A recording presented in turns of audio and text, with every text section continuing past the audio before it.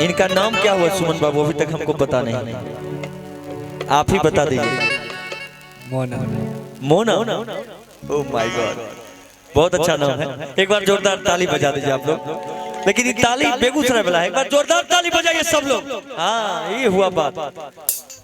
अभी वायरल हो जाता कि स्टेज प्रोग्राम है तो यहाँ कितना भीड़ रहता, ये पंडाल उंडाल छोटा पड़ जाता। आइए, क्या कहना है इन दोनों के लिए? दबाई कि जैसन सोचले रहनी। रुपेश भाई फूल का जुगाड़ कर लिया, फूल जुगाड़ कर, गुलाब का फूल मंगवाया जाएगा। खुशबू गुलाब का फूल व्यवस्था करना। कि जैसन सोचले रहनी वैसन धनिया मोर बारी, सांवर न गोर बारी हो। थोड़े छरहर पाता, थोड़े छरहर पाता मोट थोड़े थोर बारी। हमारे हिसाब से बड़ा कमजोर बारी। भोजपुरी के दौर में कि जैसन सोचले रहनी,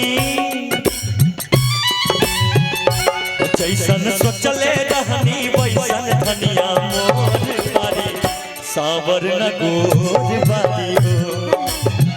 हर पातर मोट थोड़े थोर बारी, सांवर न गोर बारी हो। जैसन सोचले रहनी, हो जैसन सोचले रहनी वैसन पियवा मोर, सांवर न गोर बारा हो। थोड़े झरमर पातर मोट थोड़े थोर बारा, सांवर न गोर बारा हो।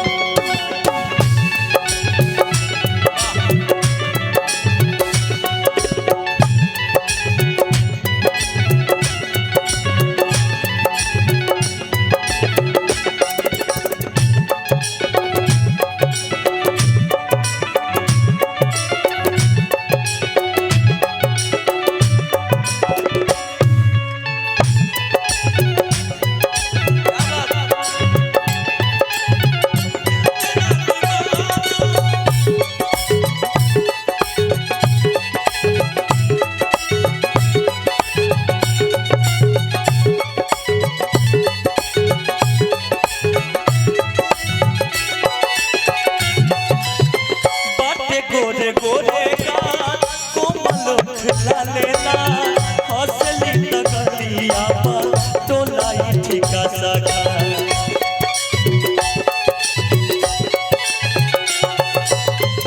जब से जदिया पर जब गोरी बैठे, रही देहिया के आंदे बैठेली।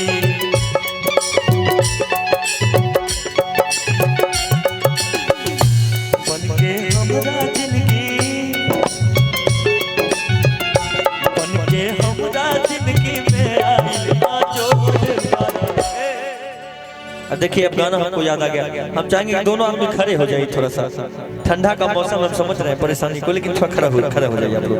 आ जाइए बीच में, यहाँ आ जाइए, यहाँ आ जाइए ना आप लोग। आई अब तो हमारे भौजिए भेलिए। आ जाइए दुर्गा जी, आप उनके तरफ से, हम इनके तरफ से।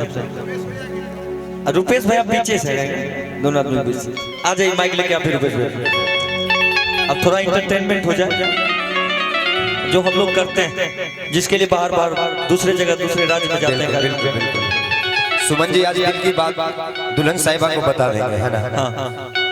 एकदम दिल की बात कह देनी है ना सुमन बाबू? शर्माने की बात नहीं है, घबराने की बात नहीं है। थोड़ा सा फूल मंगवा दीजिए। कि बन के हमरा जिंदगी, कि बन के इनका जिंदगी में आई अंजोर बारी, सांवर न गोर बारी हो। जैसन सोचले रहनी वैसन धनिया मोर बारी, सांवर न गोर बारी हो। जैसन सोचले रहनी वैसन पियवा मोर, आपके तरफ से बोल रहे हैं, सांवर न गोर बारा हो।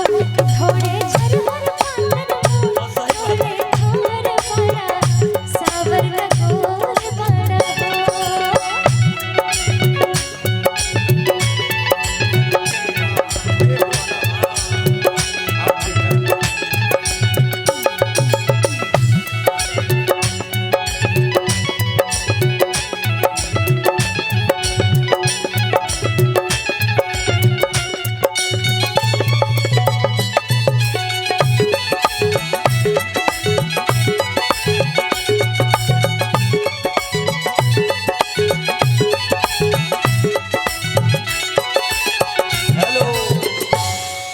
चाहेंगे कि सुमन जी थोड़ा सा अपने स्टाइल में, देसी स्टाइल में आई लव यू बोलिए उनको आज, तब मजा आएगा।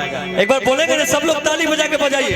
हाँ, आज चूंकि रिसेप्शन है, बहुभोज है, आज इन्हीं का भोज है समझिए। तो हम लोग तो बस आए हैं कार्यक्रम करने, आज आपको कुछ करके दिखाना है। अब तो रुपेश भैया थोड़ा ये दीजिए। हाँ ले लीजिए, आप पहले खड़ा होइए तो नहीं तो आपका फिर हेलो हेलो हाँ लीजिए, कह दीजिए शर्माने की बात, शर्माने की बात। हेलो हेलो पकड़िए इसको। हाँ कोई बात, तो याद दे दीजिए हमको आज भर के लिए। और थोड़ा सा आप भी भाभी थोड़ा सा इनको कोऑपरेट करिए, है ना। आ जाइए सुमन बाबू। सबसे पहले सुमन जी बोलेंगे कि लड़की बोलेगी पहले, ये बताइए दुर्गा जी पहले कौन? पहले लड़के बोलते पहले लड़का बोलता है, ऐसा आप कैसे जानते हैं? बोलते हैं, आपको कोई बोले अभी तक? बोला जाता है पहले लड़के ही बोलते हैं, ऐसा कोई बात नहीं, पहले लड़कियां एक्सेप्ट नहीं करती हैं। ओह माय गॉड, राजीव भैया क्या सही है ये बात? अच्छा चलिए सुमन जी कह देंगे, चलिए। हाँ ठीक है कोई बात नहीं, ऐसे लड़की चलिए फिल्मी 50% आरक्षण है लड़की। शाहरुख खान वाला स्टाइल में। हाँ शाहरुख खान वाला स्टाइल में बैठ के आई लव यू बोलना। लीजिए माइक, आप तो इधर घूम जाइए इनकी तरफ। ताली बजा दीजिए एक जोरदार ताली, तब ना शर्मा रहे दूल्हे साहब कि गोरिया चांद के जोदिया अनियन गोर बारू हो। बैठ के थोड़ा स्टाइल में। हाँ बैठ जाइए। वाह ये हुई ना बात, जियो क्या बात है, कह दीजिए दिल की बात, कहिए बोलिए दिल की बात दुल्हन साहिबा तक पहुंचाइए, बोलिए। नाम नाम ऐसे लेके, होता नाम है। लेके। देखिए इतना धीरे से बोलना, दुर्गा तक आवाज नहीं। हेलो, अब आप भी बोल दीजिए। नहीं अभी नहीं, अभी भी नहीं। इतना जोर से बोलेंगे कि पूरा यहाँ पूरा आवाज जाना धीरे चाहिए। बोल रहे, थोड़ा जोर से हाँ, जोर से बोलिए, उनको भी नहीं सुनाई सुनाई नहीं दिया। जोर से एकदम तगड़ा आवाज आएगा, धीरे बोलना है ये सब। बोलिए शर्मा। देखते हैं कौन ज्यादा तेज बोलते हैं, ये वो पता अभी चल जाएगा। आप कहते हैं लड़कियां भारी होती हैं लड़कों पर, अभी पता चलेगा। बोल दीजिए। I love you, नाम मोना।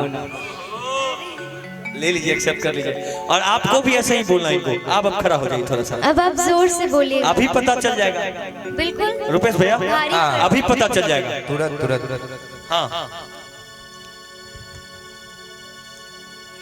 बाप रे, वो तो डर रही है। बोल दीजिए। लगता है आई लव यू बोलने में बहुत पावर लगता है। शर्माना नहीं है। Love you so much. लेकिन वाह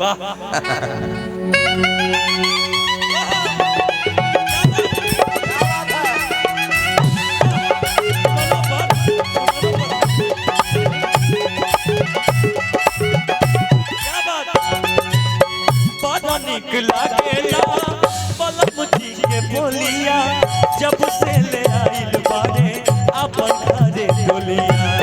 जब से ले आइल बारे अपन घरे डोलिया।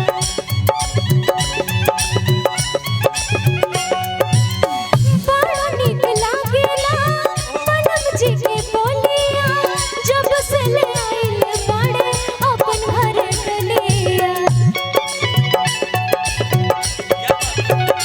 बनके हमरा जिंदगी, बनके हमरा जिंदगी में आइलिया जो तारा सावन गोर बाड़ा, जैसन ससुर रहनी वैसन पिया गोर बाड़ा, सावन गोर बाड़ा।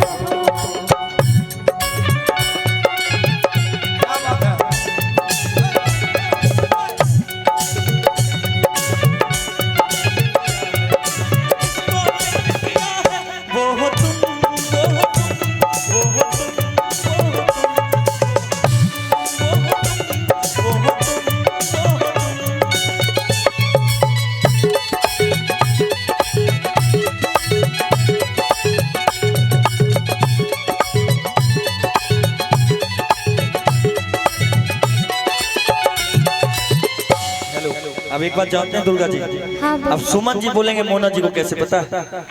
कि गोरिया चांद के जोरिया नियन गोर बारू हो।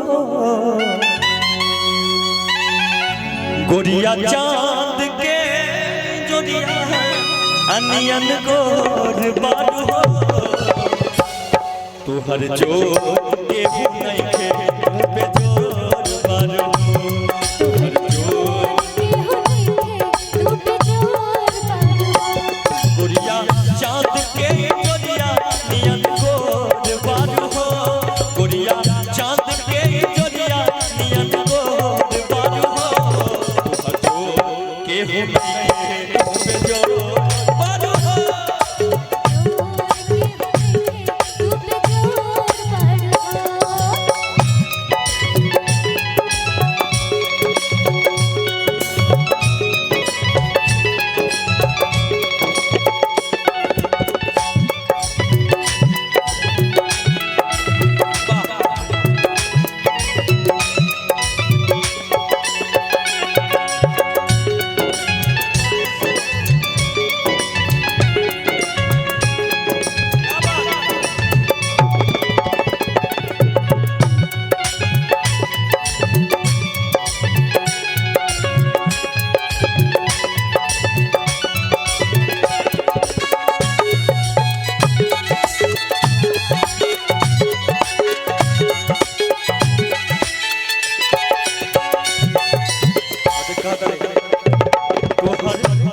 चटकार बागुलाबी नियन तोहर ओठ चटकार बागुलाबी नियन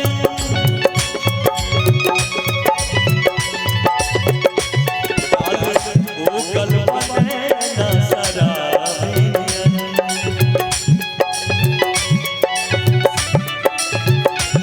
गोरी रस से भरल ओरे पोर बारू हो गोरी रस से भरल ओरे पोर बारू हो के हो पे जो बारू हो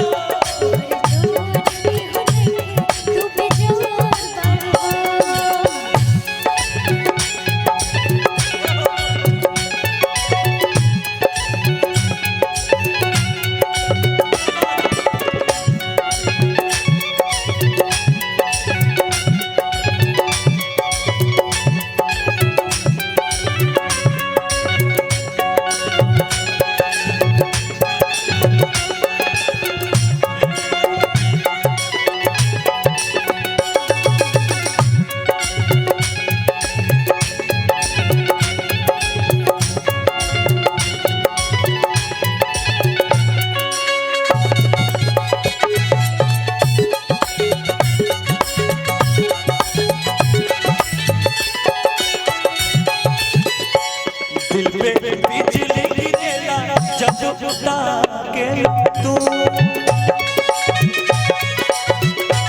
दिल पे बिजली गिरेला जब बुता के तू